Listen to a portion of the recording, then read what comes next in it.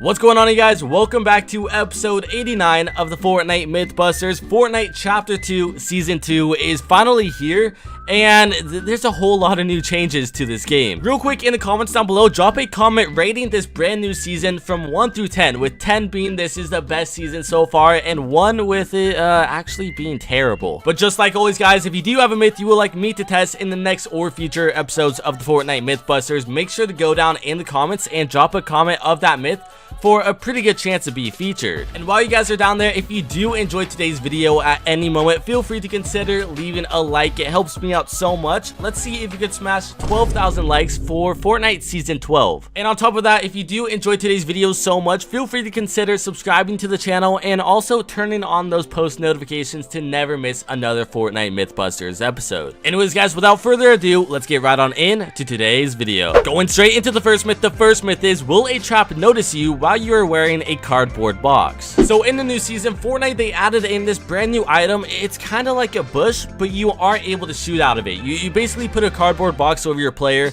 and you could run around with it on. I really don't see the point of it, but it's still kind of cool. Even though the spike traps have been removed from the standard Fortnite Battle Royale, a lot of people have been wondering if this cardboard box will actually protect you from a spike trap, since spike traps, they have a really good chance of being unvaulted.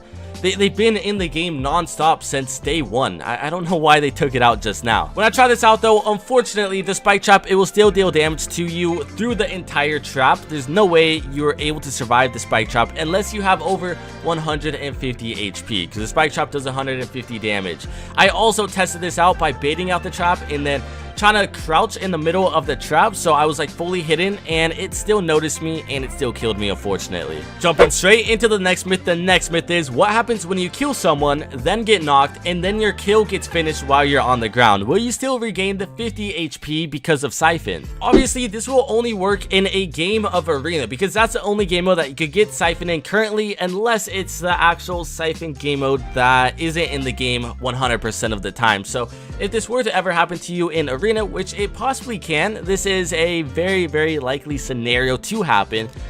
Could the Siphon actually save your life? I tested this out with a few friends. I first knocked the enemy player, and then I had the enemy team knock me, and then the enemy player was fully finished while I was on the ground. And theoretically, if I was standing up, I should have gained 50 HP because of the Siphon, but since I was on the ground, my regular HP bar that was taken by 2 HP per second did not go up one bit.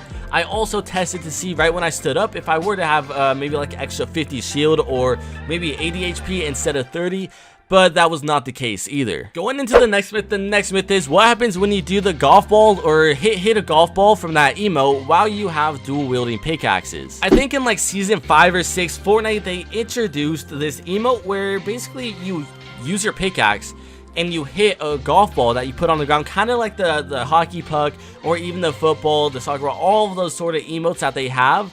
You could actually hit a golf ball with your pickaxe. So does the same thing happen when you have dual wielding pickaxes, since, I mean, instead of holding it in one hand, you're holding it with both of your hands? This has been something I've actually wanted to test for a very long time. I've never gotten around to it until now, and surprisingly, your pickaxe literally disappears. I mean, you still hit the golf ball, your player does the exact same animations, the arm goes up, but you just don't have any pickaxe at all.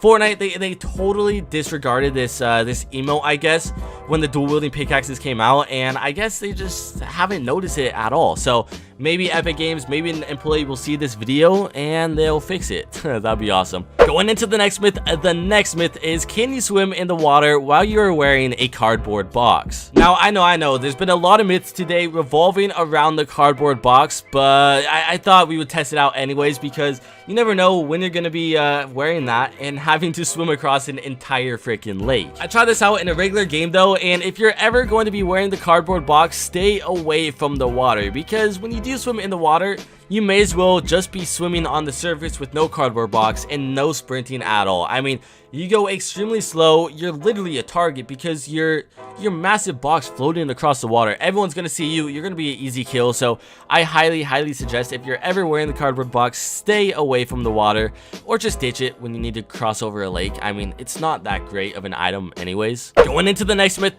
myth is, what happens when you jump onto a launch pad while you're wearing a cardboard box? Now, this is is something that could happen in a real game, and cardboard boxes are in the game. Launch pads are finally unvaulted, so we have some sort of mobility finally. So if a cardboard box, if you're ever wearing one and you jump onto a launch pad, will it even work? Or will you just bounce up into the air, stand on top of the launch pad like a trampoline? What exactly happens? I first tested this out by actually throwing a cardboard box and having it land on top of the launch pad, which surprisingly, it's able to do that. I mean, the cardboard box will sit on top of it, kind of like a table, but as soon as you jump into the cardboard box, it'll register that your player will launch into the air like how a launch pad does, and you are able to redeploy your glider. The glider just glitches through the entire cardboard box. This is also the exact same outcome if you were to be wearing the cardboard box and jumping into the launch pad. I mean, I don't know if the cardboard box protects you from bullets like the bush does, but this might be a good tactic to maybe glide across the map and not take damage from the first shot. Don't mark my words on that though. I thought it was kind of cool though how you're able to see actually underneath the box. I mean, you could literally see all in it, and you could kind of see your player just like floating in there as well. Going into the next myth, the next myth is, can you carry your teammate while you are wearing the cardboard box? When I tried this out, I tried it out in a creative lobby, but I also had it so your teammate will get knocked and you could actually carry them around. So this is the exact same situation that'll happen in a real game. So don't think creative mode will be any different from a real game, because trust me, it's the exact same. Anyways, when my teammate was knocked and I went to go pick up my teammate, I was able to pick them up by just regularly carrying them. But as soon as I was wearing the cardboard box, they were not able to be picked up. I mean, the entire animation was not able to be done. I was pressing the button to be, you know, my comma key, which is the button to pick them up. I was spamming that was not working. It didn't even show it up on the interactive menu for me to pick them up at all until I got out of the box. It then showed revive your teammate or even pick them up. So something to know about this: if you are wearing the box, you can't revive your teammate, nor can you pick them up. Going into another cardboard box myth. This myth is, can you get into a vehicle while you're wearing a cardboard box? Now, I know Fortnite, they don't have any vehicles in the game at the moment, so really the only thing I could test this out with was the boat, as well as something that I thought might come back, which is the quad crasher. That's really like the only vehicle I could see actually coming back that'll go kind of reasonable with this. Maybe even the hoverboard, just because of this latest update. But any mobility is either the quad crasher or the hoverboard. Now trust me, I tried this on the hoverboard, I tried it on the quad crasher, the golf cart, and every single time it was not allowing me to bring the cardboard box onto the vehicle with me. Every single time it kind of just teleported my player onto the vehicle, into the driver's seat or even the passenger seat. So you were never able to actually drive the vehicle while you were wearing the cardboard box, which is a little bit unfortunate. But then again, you have a freaking cardboard box over your face, so how are you even supposed to see where you're driving anyways? Jumping into the next myth, and a myth I'm sure a lot of you guys are here for. This myth is, what happens when a supply drop lands on top of you while you're wearing, you guessed it, a cardboard box? I tried this out in a Team Rumble game mode. That's because most supply drops spawn in there, and this was easiest to do so. And trust me, it sucked running over to the supply drop while wearing this cardboard box. I mean, you run extremely slow. But anyways, whenever the supply drop was able to land on top of me, I was crouched. That way the box was fully on the ground, and the supply drop, it registered as if my player was standing. There was a slight gap between the box and my player, so whenever I would fully stand up, then it would kind of fill that gap in between. When I jumped out of the box, the option to actually jump back in it was removed, and I was not able to get back into it. The supply drop kind of filled that slight gap from when I was crouched and standing up, which I thought was pretty weird. Either way though, I was really hoping you were able to maybe glitch inside of the supply drop like you were able to back in like season 2. Drop down in the comments like I'm an OG or something if you guys remember doing that yourselves. Going into the last and final myth. This myth is, what happens when you wear the altitude backplane but go underwater? Will the altitude backplane notification thing go into the negatives? Now, when I first selected this myth, I was an OG, but I never used this backplane, so I thought it was going to be a number telling you how high you are, but it's really just a scale on the little window that shows you how much altitude you really are. So when you go underwater, the blue is fully removed. There's nothing showing up there, but when you do go into the air, it'll fill all the way up with the bright blues. So going underwater doesn't really make much of a difference anyways.